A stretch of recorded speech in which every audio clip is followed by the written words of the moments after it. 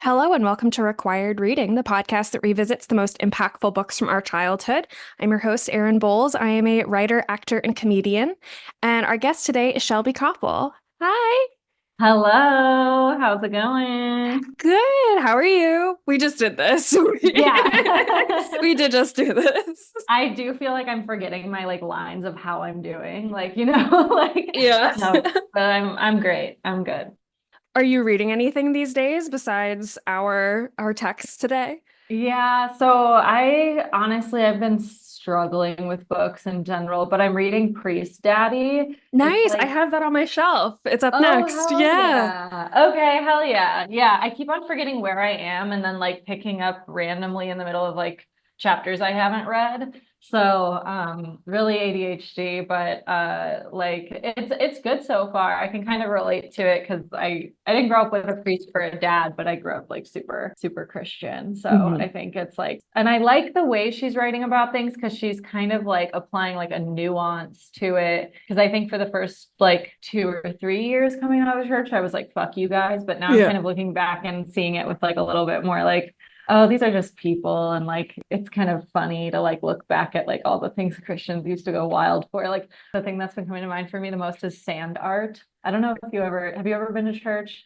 Once or twice, a handful of times. Evangelicals get real weird with it. So I went to church a few times a week growing up. I went to Bible school and stuff. But evangelicals go crazy for sand art, which is somebody standing with a projector and they're projecting onto a screen in front of everyone as they move sand around a table, and then suddenly it becomes Jesus's face or the cross or something, and everyone just has tears streaming down their face.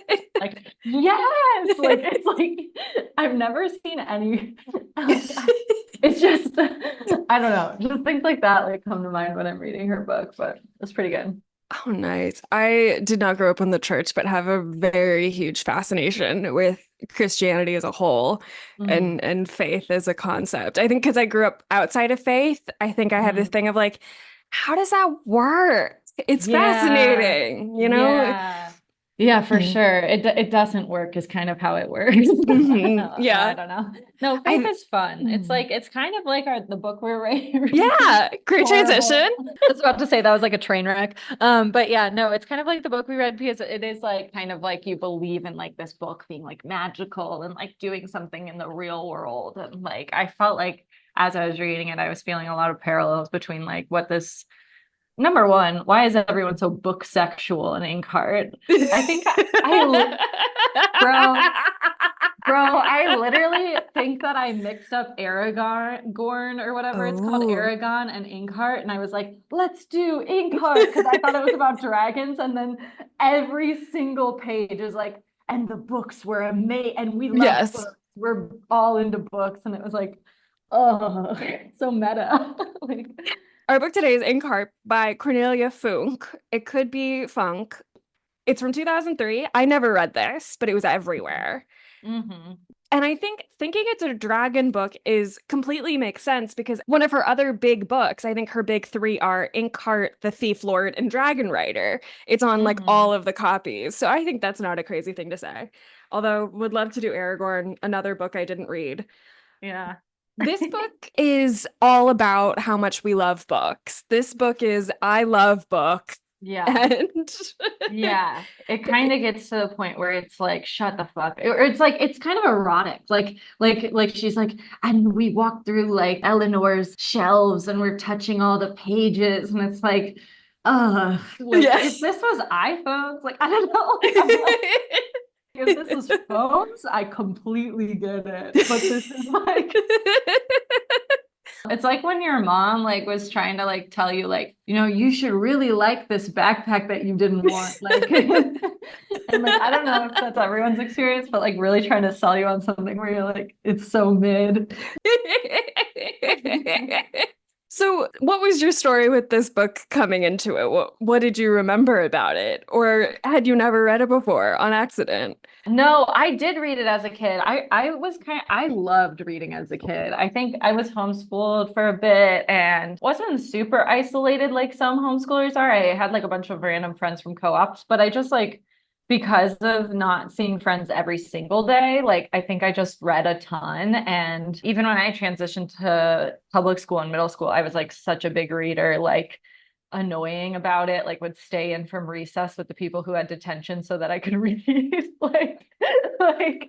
like so into it. And I wish I was like that now. Now I just like curl around my phone and scroll through.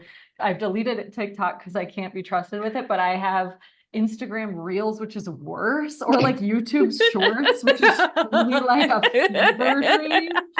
So it's pretty pathetic. But I think for me, I remember this one, and even though I mixed up the two, I don't even know how to say Aragon or Aragorn, but who cares? But Inkheart, I just remember really liking it as a kid and liking Inkspell and stuff.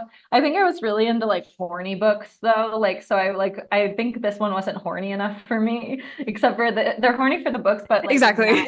yeah. But there's not really, there's just kind of some like making eye contact, but there's Yeah. nothing like really. But yeah, I think I remember really liking it as a kid. But you said it's a first read for you? Yes. I think all I knew of it was like it's the thick red book. Like the cover's iconic. I knew of it. I knew it was a Brendan Fraser movie.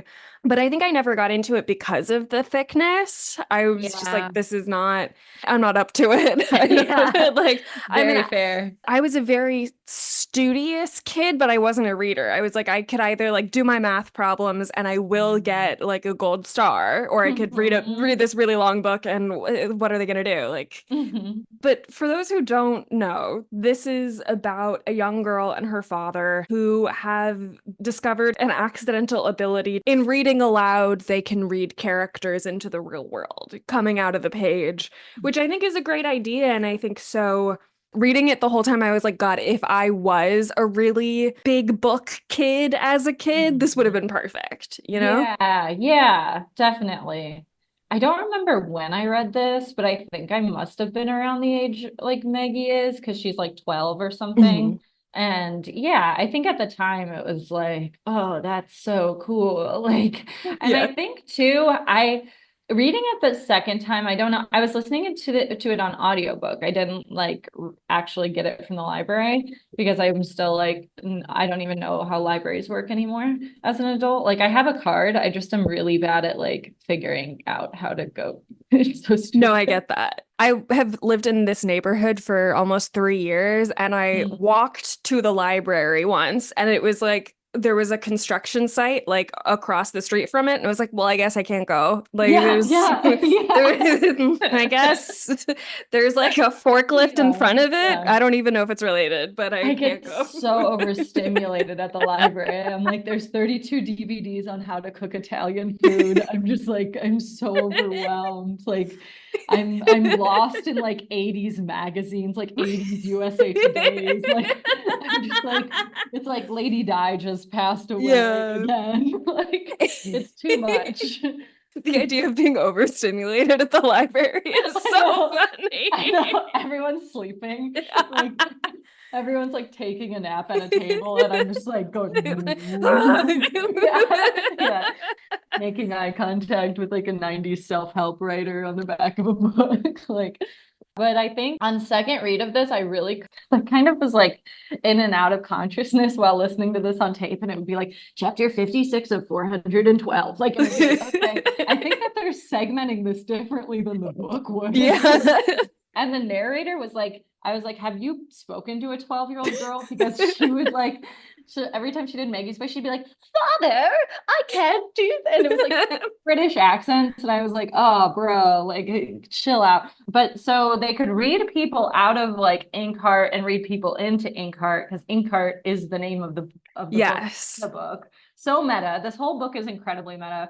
But they also read Farid out of the book at one point, who's kind of like a little Mhm. bit of a Maggie love interest. And I was kind of like, I maybe I missed this part, but I'm like, what's to say they can't just be reading people in and out of every book? Like, Yeah. I know Inkheart is like special because it's more magical, but like they did do it with one other character, and I was like, stay on that. Exactly. That's Like, true. They, you at know? one point, like as a test, her dad Mo reads something out of 1001 Arabian Nights. And Mm-hmm. so this kid named Farid pops out of one of those stories, and they're like, "Great, we're not paying attention to you anymore. You can like Yeah. tag along." And what's nice with Fareed is he is like, "This is better. Like, I'm Yeah. really happy to be here." Yeah. Because one of the main characters, Dustfinger, which is Brendan Fraser's character in the movie. I haven't seen the movie, I'm I assuming. haven't either seen the movie. I was like, Yeah. maybe that'll be a hack and it'll save me from this hell that I'm in. But honestly, like I kind of want to watch it now a Yeah, little I think bit. I might do Fun. like a mini episode of me watching it for next week because Yeah. Oh, that's cute. I'm gonna be traveling and like in and out of town, so I might do something cute like that.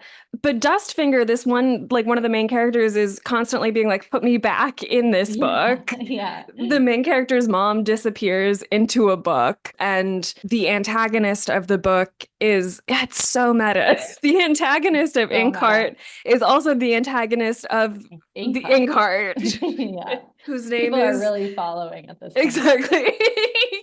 And the bad guy's name is Capricorn, which I did love. I Fun. love that too. Cam, my boyfriend, is a Capricorn, and living with him has been horrible. So no, I'm just kidding. No, I love him. But yeah, I think Capricorns are evil. So I think making the main antagonist a Capricorn, they're not at all. But this book is from 2003. It was originally published in German and then translated. Cornelia Funke is German. She started out, she actually has a fascinating biography that I looked into. So she is born in late 50s. One of her earliest memories, like I think most kids born in late 50s, is watching Man Walk on the Moon for the first time. And she's like, "I want to be an astronaut." She loves Star Trek, and so loves Star Trek, but only one episode comes out a week, and her younger brother is really annoying, so she starts writing episodes just for her younger brother in Oh my between. gosh. You Wait, know, that's so sweet. right? I love that. And so she eventually becomes a social worker. She goes to college to learn about pedagogy, which I have heard a lot. It's like the academics of teaching. It's how to Okay. study I was teaching. like, foot doctor. Cool. Exactly. But she becomes a social worker. She like wants to write for kids who don't like reading, which I love. I think those are Mhm. like the best children's Wow. authors. Yeah. And she started out as an illustrator. My copy also said that she designed board games, which is a Mm. dream job for me. Yeah. She was an illustrator and she was like, "I do not like this story that I'm illustrating, so I'm going to start writing my own." And she does. This is her fourth book. She writes her first story at 28, which I really like. Yeah, that's Yeah. hopeful being an elderly person, like who hasn't achieved anything. It's kind of like, oh, amazing. Yeah. She's often been referred to as the German J.K. Rowling, which I don't love for obvious Yeah. reasons, but it Yeah. makes sense, especially like this book came out in 2003, same year that Order of the Phoenix came out. Like it's Mhm. very in the zeitgeist. But Cornelia, since 2012, has been a German ambassador for the UN Decade on Biodiversity. I don't really know what that Oh, means, but I really yeah. like it. Good for Yeah. her. Yeah. Yeah. That's really cool. If there were a lot of plants in this, I missed it. I don't remember, besides the thorny hill that they climbed up, like I don't really totally remember any Yeah. biodiversity in the book, No, but it's cool. She seems like kind of a jack of all trades. It reminds me of like the Dune author guy who had like 65 jobs before he wrote Dune. And I'm like, that's my vibe. have you read any of the Dune books? I'm listening to one of the Yeah. audiobooks right now. Yeah, I have. I've read the first three, I think, maybe two Mhm. or three. Literally like 2 years ago, Cam was reading them and we were trying to do a book club of just the two of us, which is so humiliating. But yeah, I so do we the both same read. thing. Yeah, Oh, with my really? boyfriend. Yeah. Oh, that's Yeah. sweet. Yeah. It's sweet when you guys do it. It's like really like hideous when we do it. But so we both read the first one and then I read the second one and then I think things got too weird for me and he's read them all. So Nice. he's like kind of a sicko about it. I Yeah. kind of also have like I don't know if it's because I was like drunk for most of my early 20s and then quit drinking midway through, but like I kind of also like forget things really quickly. So like I can Mhm. read a whole book cover to cover, be totally invested in it, totally in it. And then like 2 months later, if you ask me any questions about it, I'm like, no clue, not even a No. clue what's going on with it. Like a pasta strainer, my mind. Like And the Dune books are very bad about that. Like yeah, I'm yeah. listening to the fourth one right now on audiobook, and I multiple times a Dune book ends and then the next one starts and it's like 3,000 years have passed. Yes, yeah. But You're they'll like, make like 1,000 callbacks to the last book. So exactly. they'll be like, as we all know. And I'm like, what? Hmm. Exactly. And the fourth one starts. And the fourth one starts, it's like it's been 3,000 years, but the main character is still alive because his tiny human face is pasted on a body of a giant Oh worm. yeah. And now he's got a fiance. Good Oh, for him. oh, Uh, it's so weird. It gets so weird. I cannot wait though. I hope they do that to oh Timothy my Chalamet. God. Shove him in that worm suit. Exactly. Put the twink in the worm. Dune goes kind of hard. Where Inkheart is, I think for as sprawling as Inkheart is, it's very contained, actually. I think that was something Yeah. almost frustrating to me of like they go to this village where the bad guy lives, and then they leave, and then they come back, and then they leave, and then they Yes. come back. A lot Yeah, of there's like it. 4 locations. It could be like a stage play. It's like Eleanor's house. Then It absolutely could and should be a stage play. Oh my gosh. yeah. I call being a life-size Gwyn. Like the Yeah, little the like little Martin. I love when in plays they do this. Like I don't know if you've ever seen like Annie where they make a child the dog and it's like horrific looking and like I feel like somebody at one point in the made a compilation of like Sandy's from the play Annie just like as kids and it's just like this horrific looking costuming done by like somebody's mom. And I just love when they make like animals, like it's just so awkward, like nobody wants it to be happening, but like the creature is like, I want to be pet, but it's a full-on human. It's like the worst example of that, I guess, is like Cats, the musical, which is Yeah. like absolutely unwatchable. But Gwyn, the horned martin companion, I feel like. Yeah. So reading this, I was really reminded of Golden Compass, which was we've done on the Mm. show, is a book that's like very, very close to my heart. And I think unfairly the whole time I was like, oh, they did this in Golden Compass, but like better. Oh, when did Uh Golden Compass? I wasn't allowed to read yeah. Golden Compass because it had atheist undertones. I was shoved into Narnia. It had So, atheist overtones. oh In yeah. in that book, James McAvoy says, I'm gonna kill God. Like I Yeah, don't blame your religious yeah, parents for saying don't yeah. read that. That was, I think, 95. Okay. It was supposed to And be like a rebuttal to Narnia, right? Which is all like yes. Aslan is God and he dies for you. Yeah. And Literally the exact thing as the Bible. Like, yeah. And I really like Golden Compass, but I was thinking like you cannot go from like the only thing I can think of is not a book. It's Charlie Brown. You can't go straight from Charlie Brown into Golden Compass. It's like a yeah, really hard jump. So I yeah. think this is a really good step. It's like a bridge Yeah. before. Yeah. I see what you're saying. Honestly, maybe I'll read Golden Compass next, you know? It's Fuck with that a little bit. very good. I'm scared. Will it turn me into an atheist and then I'll go to hell?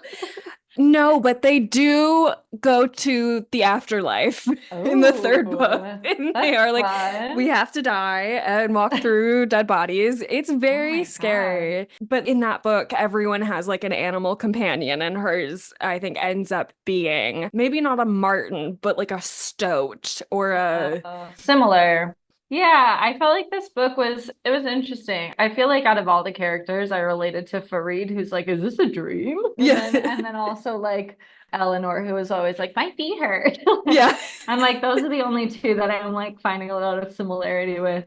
Yeah, it's also so funny that they did the like trope of like mom missing in your life, and when she is, she's mute. Like it's like they Yeah. really, I'm like, damn, like for a female author, like they really don't like women to be talking, except for like if they're like Yeah.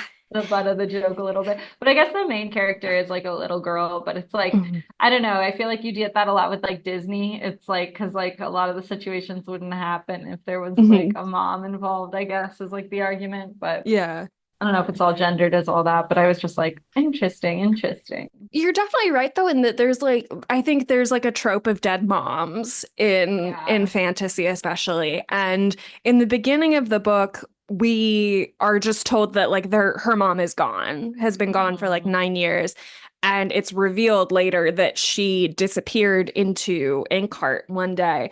And they end up reuniting at the end of the book. She has been read out of Inkheart, but is mute, like you said. And Yeah. it does feel like instead of trying to correct that sort of trope, it is sort of like it's Here like a it is again. 90% correction. Yeah. Yeah, It's yeah. still I think that was something with this book of like I felt all of the value of it. Like it not for me, but I understand like I think it's just such a good idea of like feeling the things come to life.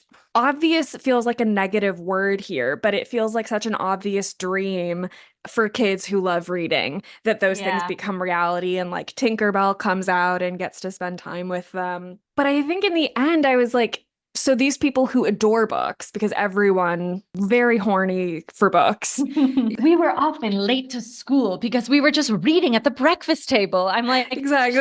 Shelby, hey, guess what? Shut the fuck up. Like, like you're not better than me because you read. It's like so projecting my insecurities. But I'm like, you guys aren't better than me because you can read a little book and get lost in it and forget about time and forget about your food. I'm like scarfing food. I don't give Yeah. a fuck about this.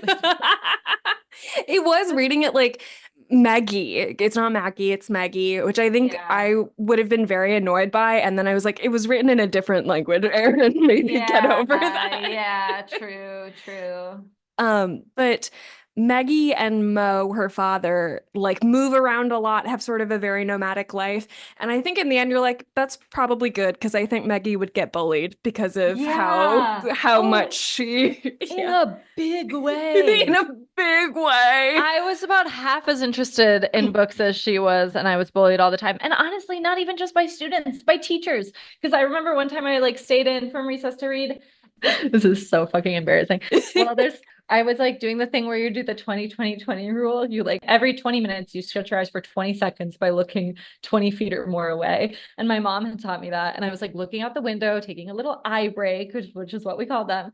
And the teacher slammed the blinds down because she thought I was in detention, like because I was getting detention and that I was like looking out the window longingly at recess. But I was like, I hated recess because it was too violent for me. And I had opted to be in detention like no child had ever done before. And so she slammed the blinds down. And I was like, I just remember being so insulted because I was like, I chose to be here so I could finish my book. Yeah, she would have been so bullied, so bullied. She's so annoying about it. She's like, the books did call to me, but I knew I had to go. Like, it's like, okay, like, shut up, kind of. Yeah, I think it's like she wasn't set up for social success, certainly, No, by no, she's her got a father. weirdo dad. They're on the run. Her Hmm. only friends are like women who hate children. I loved how much Yes. she hated children, though. Eleanor hating children was kind of Yeah. iconic. She was like, no Eleanor, child has ever been here before. exactly. She was like, I don't know if I want this child in my house because I Yeah. simply don't trust them. She Yeah. she did sort of talk about children in those opening passages as if they were like zoo animals, just like Yeah. simply Yeah. cannot be trusted. But I really liked Eleanor. I felt like Eleanor was unique to this story. Like I don't feel like I Yeah. get that character in a lot of fantasy. Mo is a bookbinder. Eleanor is played by Helen Mirren in the movie, I think. She is like very Cool. significantly older. She is a rare book collector. They go to her house that is like floor to ceiling shelves.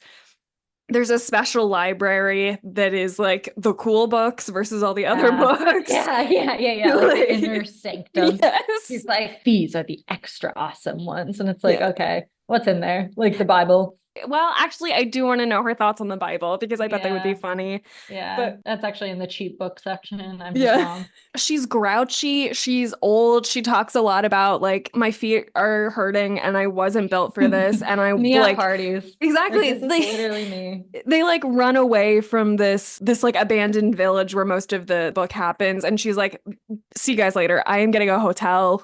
I need a pedicure and a spa Yeah. and a Yeah. croissant. And Yeah. this waiter is giving me a negative eye because I'm eating this croissant and I don't care. Like I slept on the ground last night. Yeah. I love her. And she I just felt know. like refreshing and different and honest. I really Yeah. liked her. I liked her too. Also, her arc was really good because by the end, her just like trying to distract Capricorn, like the whole Mhm. thing, she was like, she had a change of heart by the end, which was kind of fun to watch. Definitely. And I think I don't know that many other characters are in that way. I think like a lot changes for Meggie and her like understanding of the world. She has a lot more Hmm. information than she does at the end or at the beginning.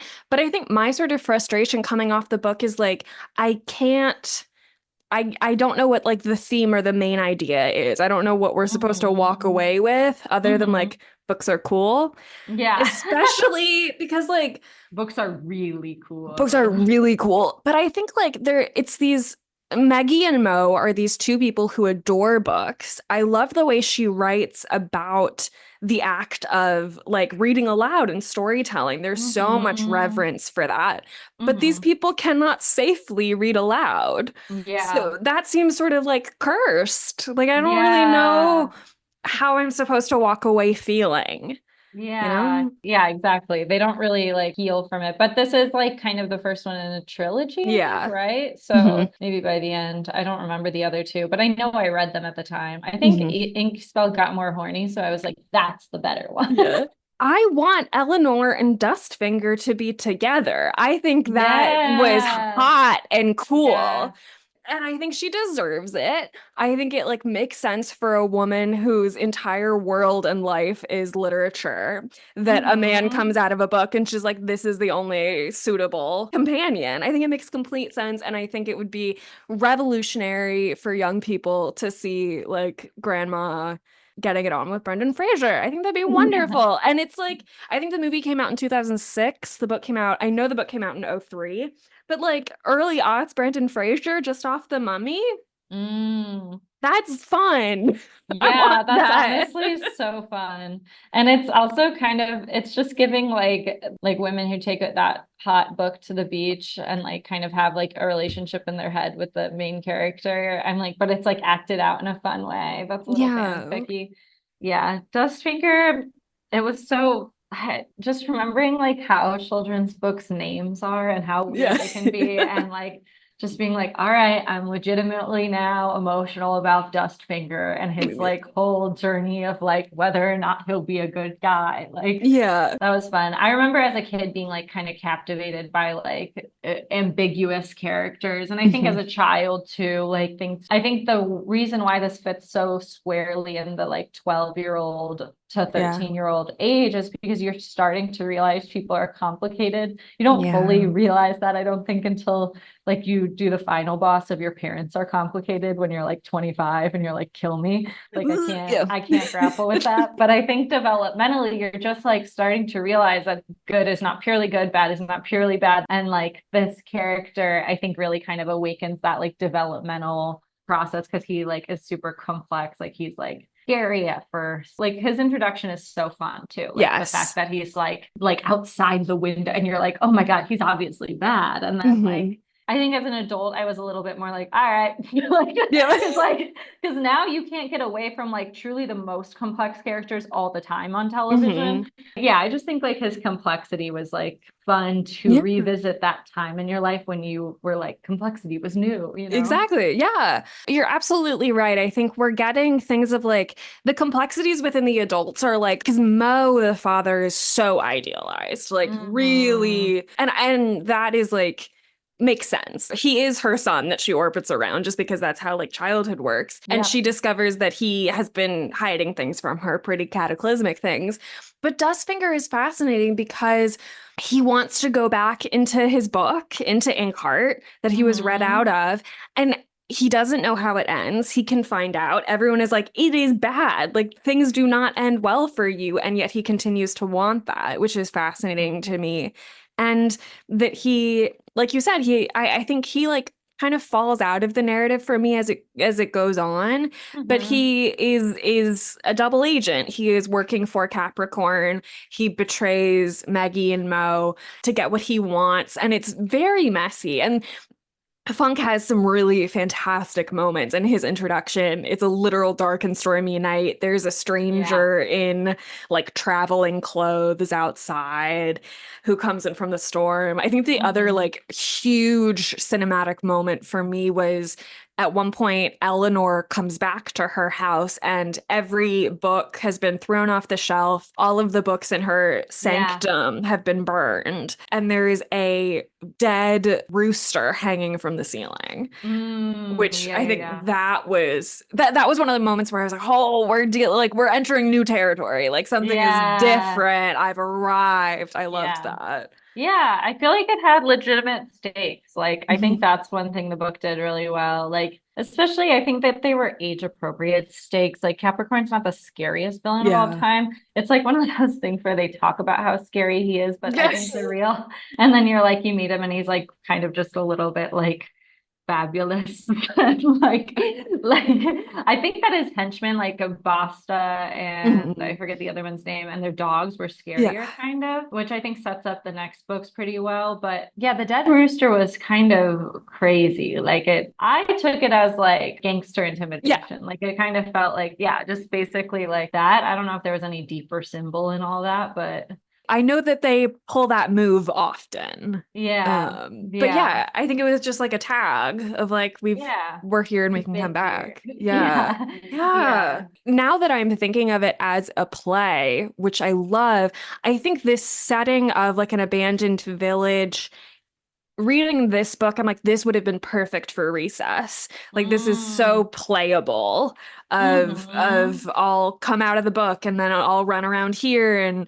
I thought that was really fun. It is like it's such a even I don't think it needs to be 538 pages. Oh my Is God. No, not at all. There not were at like, that's why all. I was trying so hard to like skip through without missing important details because they Mhm. go on, bro. They like, it's like that writing where it's like three synonyms where it's like just use one word. Mhm. Definitely it's too long, but with her like love of books and everyone loving books, I'm sure like for them it's like a longer book. What Yeah. a delight. Like more Exactly. words when there could be fewer. Like, Exactly. Although I feel Cornelia Funk seems to be just like the chillest person in the world. She really yeah, seems to like yeah, she seems like a really cool kid and yeah. This I book like doesn't yeah. scream German to me though. You Mhm. know, like I think that this book, even though it is like distinctly kind of like German and some of the fairy tale elements and things like that, like it's not as like brutal, I Yeah. would say. Like I don't know. Like for me, I was kind of surprised to learn that it was originally written in German and then translated because it kind of just gave like English Yeah. vibe. I read it as like Italian. I don't know why. Maybe Oh, because of because like of Fangolio and Bastia. Benvolio. Yeah, all sort of like Yeah. on the Italian hillsides. But yeah, I think there were moments where I was like, Dustfinger, like if he is an American, is such a rat. He like becomes a cowboy, Yeah. and Oh, really drifts 100%. differently. So I was picturing, Brandon Fraser for sure, but I think that I was picturing in True Detective, not Matthew McConaughey, the other one. Woody Harrelson. Woody Harrelson. Yes, I'm Oh, picturing Woody Harrelson just because he's got that like chaotic good yeah. vibe to him. Yeah, especially like young Woody Harrelson, like Cheers era. Oh my Yeah, gosh. yeah, Yeah. totally. I love Cheers. Yeah. I still haven't seen Cheers. I need to watch it. I was rewatching the pilot a while back. I love when TV shows used to be 26 episodes a season Oh and my you know, God.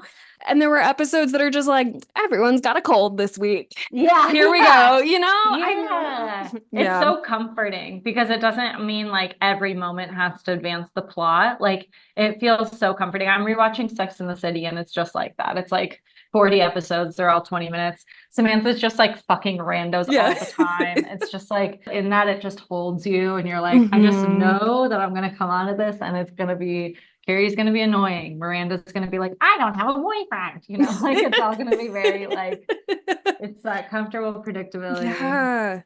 Going back to Finoglio. Yes. Who Going is back to, the author of Inkheart right. that they find. Yes. Yeah, it was just kind of a fun character to throw in at the end to be like, Mhm. this is how we're gonna get out of the situation we're Right. in. I felt like that was kind of cool and like gave it a little bit of a groundedness, Hmm. a kind of bit, because it was like, oh, like he's like, really? Like all my Yeah. characters are coming to life? Like, I don't know. It just kind of it rerouted it before it got too. I Right. think it was kind of crucial to the success of like the ending being pretty satisfied. Like, Yeah, I think you're absolutely right. I think like I'm now seeing that character and the book as a whole more as like maybe not just for readers, but also to turn readers into writers. Because I yeah. think something infinitely cool about writing is sitting down and being like, oh, there are no rules and I can just make it up. And Yeah. the solution in the end is Capricorn wants Meggie to read like the biggest monster out of Inkheart so that Yep. he can have world domination or whatever. And so she and Finoglio are I said it in, wrong. I said I it don't know what wrong. it is. There's It doesn't literally matter. no way I said it right. He basically says like, well, I wrote the book, so I'll write a new ending and you can just read it out loud. And I think that is like the perfect way to teach kids about writing is that like it really is just making it up as you go along and the only person you are accountable to is your own imagination. And I think Yeah. that is wonderful. And I think also like must have been fun for Cornelia. I mean, this was her fourth novel. She had already had some success. I think to just be like, yeah, I'm gonna be there, buddies, and I'm gonna go crazy. Yeah. And like a little, I don't even know or believe that it is like written to be herself, rather Mhm. just an author. I think it's No, yeah, so yeah. fun. Yeah. Yeah, it is. I'm sure she like mocks herself a little bit with his like Mhm. over the topness, but I do think like it was just, and maybe too, honestly, I can see this. Like to me, that's when she starts to like really play when she's like writing Yes. this ending. And like for me, I'm like, it could be inspired by like an author she hates or an Yeah. author she loves, like who knows. But but I did real I don't remember who he was being like attacked by at the end, but I just remember him like being like, I invented you. Stop doing this. And I was like, that's just funny. Like, sorry, that's just some good old like Yeah. it's just some classic humor. And as a kid, I just remember like because there's a distinct moment as a kid, I think, when you go from like hearing jokes or doing something funny and all the adults laughing and you don't know why, you're either like pissed about it or you're like excited that everyone's like Yeah. laughing at you, even though you don't know why, to being like kind of gathering more and more understanding of like what a joke is. And I do Mhm. feel like this book was trying to also be like, this is what jokes are. Like, do you remember that, like kids? I Yeah. don't know. I thought that was Mhm. a fun character. I liked Eleanor probably the best, even though she was Mhm. the worst Yeah. as well. And the book acknowledges that this is a woman who can be a little tiring to be around. But Yeah. I think also at the same time, what I liked about Fenolio is that he is too into it sometimes, and he doesn't realize the quote reality and stakes of the situation, and that Yeah. and there's this repeated refrain of like, no, books are written by real people. Like, just because Yeah. it's a book doesn't mean it's ancient or detached from present day, that these are living Right. things that can work with us. Totally. Yeah. Totally. Yeah. I thought it had a really satisfying ending too. Hmm. Like, I think that it just was like pretty structured pretty well. Like Maggie reading the new writing. I think it was satisfying. I literally just finished it like an hour before we hopped Yeah. on. I think that's one thing I admired about the book. Like it was kind of like the content wasn't exact. My favorite, again, was expecting dragons, got none. But the ending was really satisfying. And I think like I just remember as a kid really liking when Farid and Maggie when they get a little bit more romantic with each other. Yeah. The ending, like you said, is really nice. Like, we don't kill all the bad guys. At one point, Maggie is to Fangolio. He's like, we need to kill them all. And Fangolio's like, Yeah. well, you're 12 and you're Yeah. suggesting murder? Although I agreed with her. Yeah. Like, yeah, that's murder. They're fake. You made them Yeah. up. Right. They're like, we have all of these, like, fictional characters and we don't know if we can safely read them back into the book or something. So they're all just gonna go live at Eleanor's house and like Yeah. party. And I thought Yeah. that was really nice. Yeah. Yeah. Yeah, because it's kind of also like now her house is not just occupied by like books, it's like filled with people and she's like Yeah. pushed into relationships. Because there was a moment where Meggie is like trying to get the truth out of her father that was really, I really hope I can find it in all of, I don't want to harp on it. It's so long. It's long as hell. It's really long. But Yeah. there's some sort of sentence that's to the effect of like, why do you think I'm too young to understand something that is like already affecting me? Like I'm not too Yeah. young to be impacted by it. Yeah, I do remember his secrecy and protectiveness being like at odds, and then it comes to that. That relationship is really wonderful. It's so Yeah, rich and like it's such a safe place, but it's also like I feel like that is such a good relationship too to iterate like the coming of ageness of this book because he's like kind of doing the thing that all parents do where they like protect a kid and then realize that their kid is becoming an adult and like this book is so squarely pre-adolescent, like not to get clinical about it, but it's true. His like primary concern just being like keeping her safe and she just wants to like know what's going on and fight back and help him. I feel like I don't remember where that scene is. I was trying to look for it.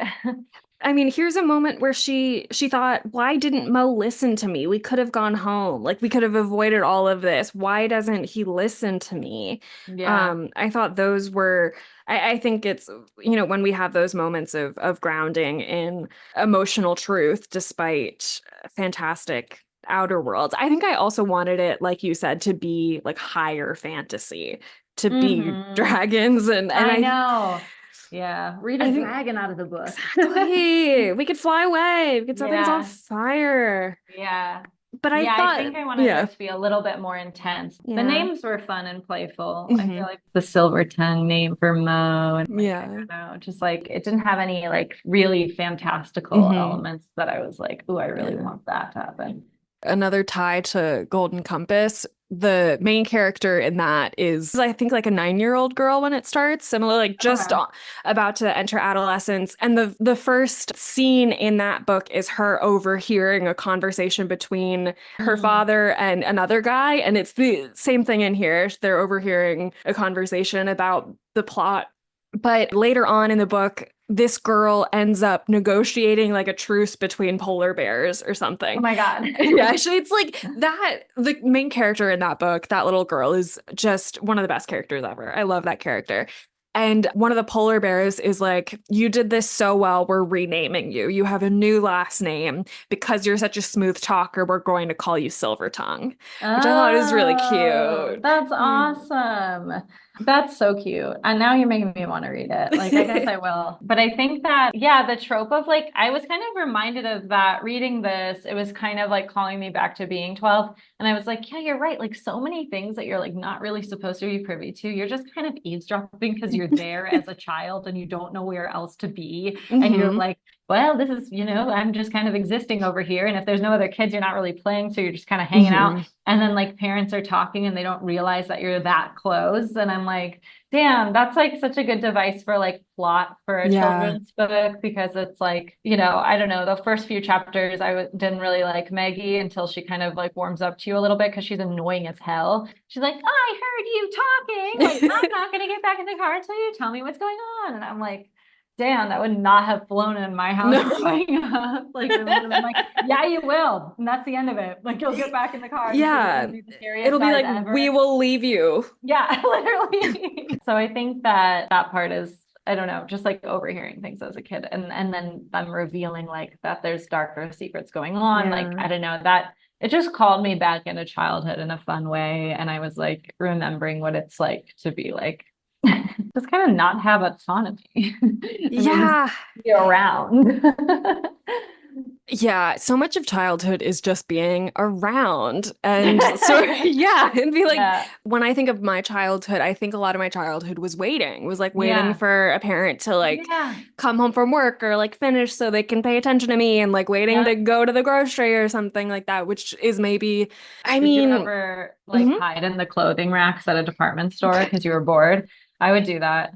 I would just like go into the center of the clothing racks and just kind of like hope my mom like would like play hide and seek or some shit with me. And she'd be No. like yelling at the customer service people like about a return or something. I'd just be like sitting in the clothing rack, like, are we gonna do something? Are they gonna find me? No, I think I was too scared. I think I was like, if I hide, she won't find me. Oh, fuck. She leaves. You have to live there now. Exactly. Yeah. Oh man. Yeah, I think that's something the older I get, the more I'm like, I made a lot of assumptions as a child, which is normal. Yeah. You're given a limited amount of information, but the leaps I made did not make sense. Like there are things Yeah. like when I was in third grade, I told my mom I was depressed, and she was like, "Oh, this is really bad. We need to like get her therapy." But she didn't explain like what therapy is or was. So she Right. took me to this place and was like, go sit in this room with this lady. And I was like, it's all dark. This lady is just Yeah. like sitting really quietly, and like every once in a while, like I'm like a Sounds feral like an episode animal. of Scared Straight. It's Exactly. like you won't have depression anymore. You'll be Exactly. alone in a room if you do that. And somehow in my head, I was like, she is giving me away. Like, That's so funny. Oh my God.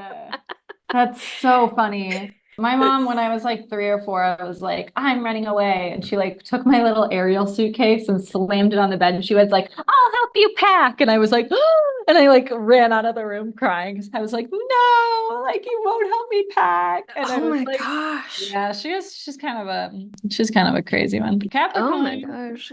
It's probably something way worse than being a Capricorn. Everyone listening to this is like, no. No, that's not astrology. Don't blame astrology for that. Yeah. That's so funny. I feel like your genuine fear of being left is like similar. Yes. Damn. Yeah, there's a lot to unpack there. Yeah. Yeah. Inkheart. To me, this kind of is a book that stays squarely in childhood. I think it's not really something that I'm like reading now and I'm like, oh, a real page turner. Like, overall, I think it was like very good. I would totally think that it's a good read still for like kids like that age, like 12-year-olds, maybe, I don't know, maybe younger. I don't know how kids are. Fifth grade. Yeah. Yeah. Yeah, totally. Yeah, I'm not coming back to it.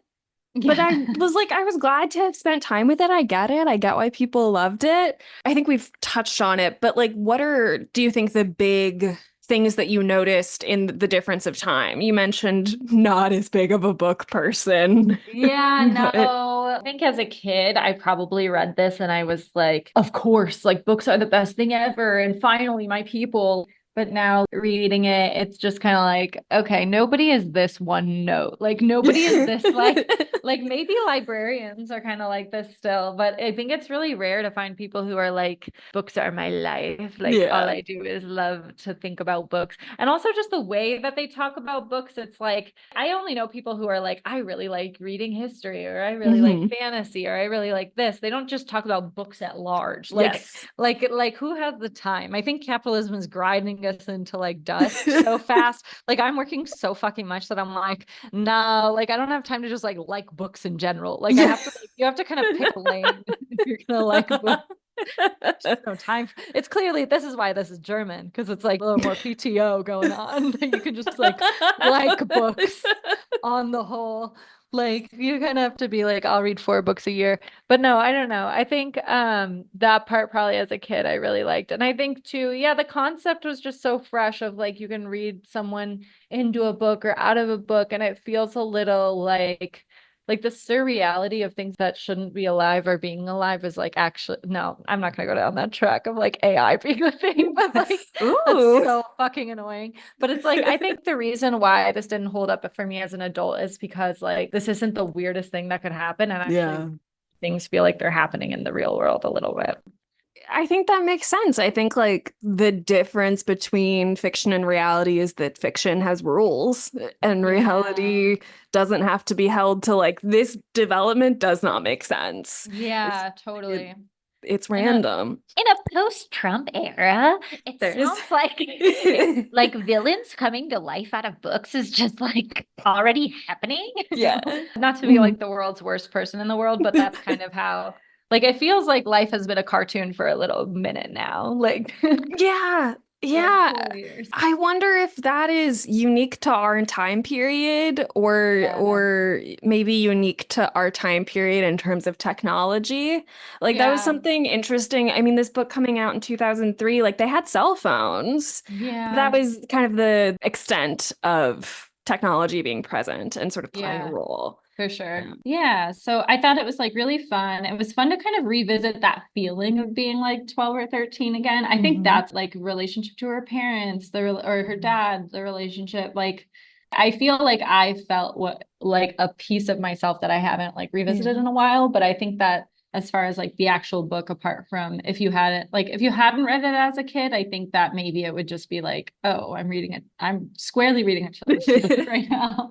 Like Yeah, but it has merit. It has good stuff. I think, totally. like, to me, this belongs in a continuum of other books that we've done in reading level between like Tale of Despero and Golden Uh, Compass. okay, I saw you do Tale of Despero, and I honestly was dying because I do have a little story about that. Can I go Yes, on a tangent? Okay, absolutely. so fifth grade was iconically my first year of public school, and the transition from homeschooling to public school was absolutely horrific. And I remember if there were several ways I was trying to make friends. Like I'd bring a recorder to school and like play it with my nose, and I was like, "This will get me friends." Nothing, everything That's a backfired. comedian. Yeah, literally. And I had calico critters of the mouse family. And my teacher for reading hour she would read aloud the Tale of Despero, like chapter by chapter during reading hour. And I would play with them and act out the story on my desk, like the top of my desk, and ruthlessly got bullied for it. Like, because also, like, what the fuck am I doing? Like I'm literally like acting out. Like she's like doing the voices, and I'm like acting it out with these voices. And everyone else is like da da da hooked up with da da da. Like it's like the first like my school was like I could not relate. Like truly was just like still squarely like 8 years old in my head, and everyone was already like moving on to being a preteen. So Tale of Despero sticks in my head for that reason. For trauma. Yeah. Yeah, for trauma reasons. Yeah. Yeah. Good book, though. Good It book. is. It's so good. I think that one is superior to this one because I think it has a lot more focus and a lot more to Mm-hmm. say. Like Mm-hmm. and this is not great for every book in the universe, but she came in with a to-do list of like, this is what I want to Mm-hmm. tell you and what I want to make sure you leave with. Oh And yeah, totally. I Yeah, like this that. felt more about like the plot than any real meaning. Like I kept on like Hmm. trying to look for meaning in it, and it just, it can't be. That's why it's more of a kid's book, I think. That's why Yeah. it stays a kid's book, I think. If it had something to say, I think then as an adult you could be like, "Oh my God," like, Yeah. but yeah, you're totally right on that. Would you consider it required reading? No. I agree. It's a good book. It's sweet. It's fun. But yeah, there's Yeah. other things that are gonna take the spot. Yeah. Yeah, this is like if your family is like taking a road trip and you need to dissociate, this will give you so many Perfect. hours of Yes. dissociation as a child. Because like Dustfinger is in the back of the van on a road trip, Yes, disassociating throughout a lot of yes, it. exactly, Yeah. exactly, literally. Yeah, but no, I wouldn't say like a no that's like don't even read it, no, but just not required. Yeah. Yeah. I'm glad I read it. I'm glad because it felt like such a I should have read it. Like Yeah. everyone read it. It was everywhere. It was like the center of every Scholastic book fair. Mm-hmm. Yeah. Yeah. Oh Mm. my God, the I Scholastic know. Book Fair, the smell of the Scholastic Book Fair. The smell. It is always, I feel like anytime people talk about it, people are like, the smell, like Smell. the smell of the like the order sheet you would get like a week before. It Yeah. was smell like that. Yeah. We did also, I don't know if you did that. Well, this sounds kind of regional actually. I grew up in the west suburbs of Chicago, and we did like if you read a certain amount of books, you got to go to the Kane County Cougars game or to Six Flags Great America.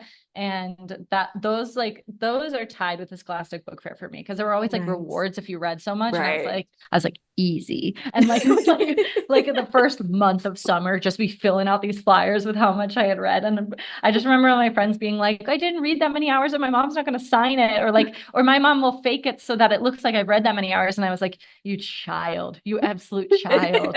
I've read 60 books at this point. Like there was such an ego behind how much I Yes. was reading, which I That's think true. actually is reflected in Inkheart, because they all have kind of a book ego a little bit. They're a little bit like, They really do. The book book- supremacists, yeah, absolutely. literally. Yeah. Yeah. But that's such a childhood thing of being like, Oh my I gosh. read. 100%. And for some adults still. Yeah, Yeah. for sure. Do you have anything to plug as we round out? I guess I've been writing a little bit. If you want to read some weird essays, you can head to my blog, which is called High Praise on Substack. So I don't know Perfect. if anyone's interested in that kind of shit. Yeah. Amazing. Well, thank you so much. Thanks, Erin. Thank you, Shelby. If you are interested in supporting the podcast, please go to buymeacoffee.com/required reading and remind me to put that plug at the top of the episode. We're working on it. Next week, it might be this Mysteries of Harris Burdick. It might be... Wait, what day is it?